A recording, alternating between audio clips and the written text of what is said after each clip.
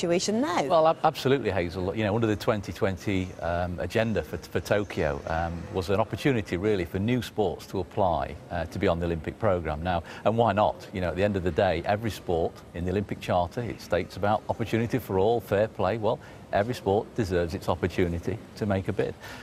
We were unsuccessful. We were very late to the table, to be fair. We're only just over 5 years into a restructure of this sport, of course, and as I say, a very late bid. We did reasonably well, rattled a few cages, made our mark, made some noise about it, and there's a lot of support out there.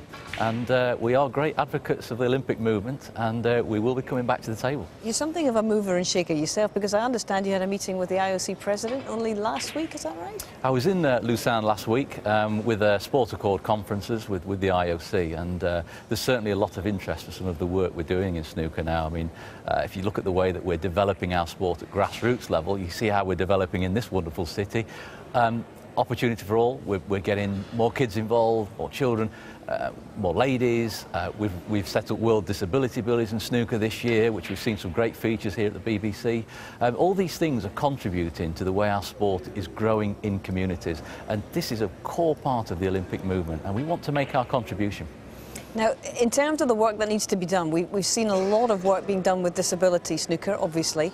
In terms of the women's game, though, that seems to be the area where there could be a bit of a struggle on your hands. It's not perhaps caught on as much as you would have hoped, I suspect. Well, it's a very interesting debate, because actually we operate an open tour sport. We don't actually operate a ladies' game and a men's game. We actually operate an open tour. So every man and woman has the same opportunity to compete on the World Snooker Tour, if good enough. Now, of course, some of our top lady players have achieved appearances in the final stages of some of our events. For me, it's just a numbers game. You know, there is no reason why a woman cannot compete with a man, but there are less women playing the sport. So that's an area that we've started to focus on and try to drive some extra participation. It's an interesting debate from the players' point of view, because it talks to us about golf, it talks to us about tennis, and is this the pinnacle of your sport? But from a player's perspective, it's something we've visited before. Would you fancy the idea of competing for your country in the Olympic Games, Steve? Yes, and I think any snooker player that currently probably doesn't understand the whole picture of what it could do for snooker worldwide, because it unlocks a lot of funding that we could then use to make the grassroots of the game even bigger. But I can understand that people go, no, we don't want to have golfing, we don't have tennis, they're professional sports. Well, it's all changed and nothing ever stays the same. Somewhere down the line, back in the history of actually courtesy of QI and Stephen Fry, was the fact that poetry and tug of war were in the Olympics. Everything changes, so why not get the sports that are currently on TV and are hot property, like snooker, like darts, golf is tennis. I mean, I don't see the problem with it. I think of all of the ball sports, snooker's the best, though. Well, you would, obviously, but it's not just snooker that would be included, it would be cue sports generally. And Stephen, I know that you are dealing in China particularly with different forms of cue sport, and they are played very, very widely, not just snooker. Yeah, there's I don't know how many different variants of pool there is, but there's got to be, what, half a dozen? Yeah, at least. Something. Yeah. So yeah, I mean, there's billiards, which not the best. I never liked billiards myself, but that's another cue sport. I think it's massive in India, isn't it? So yeah, there's lots of scope for different sports to be involved. Yeah, absolutely. I mean, as our bid, we're already in the World Games, of course, in Wrocław in 2017. That bid will comprise of 9-ball pool, which is the American version. It will comprise of snooker. Does that mean snooker players have to play pool?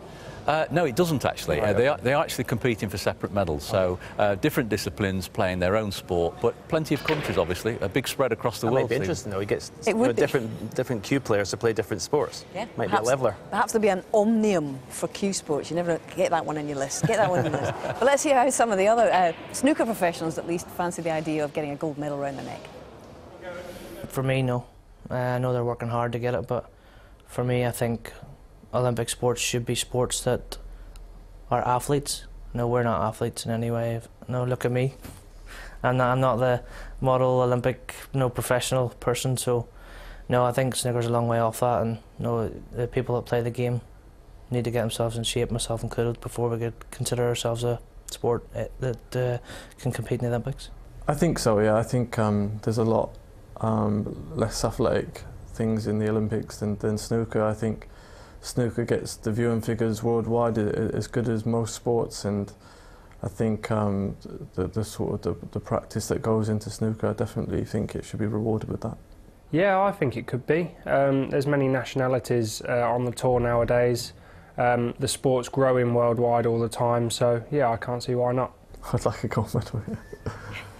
I think everybody would love a gold medal, John, you're absolutely right. So not 2020, 2024 is the next target. Is it achievable for you? It is achievable. I mean, if we look at the way our sports grow, as players were saying it there, you know, the sport has grown globally. We now have countries with 110 national governing bodies around the world now. I mean, this is a huge sport. Coupled with the other key sports, you know, around 200 countries compete in billiard sports. So a great chance for us, a huge participation sport. You know, what we've got to do, we've got to channel the energy of all those bodies around the world to lobby with their own Olympic committees and, of course, get the support from the public. We're running a number of surveys out there at the moment. We've got a survey on our website, worldsnooker.com, at the moment, which is really an insight survey about our sport, and we want people to fill those in and give us an insight what we need to do. Well, good luck with the moving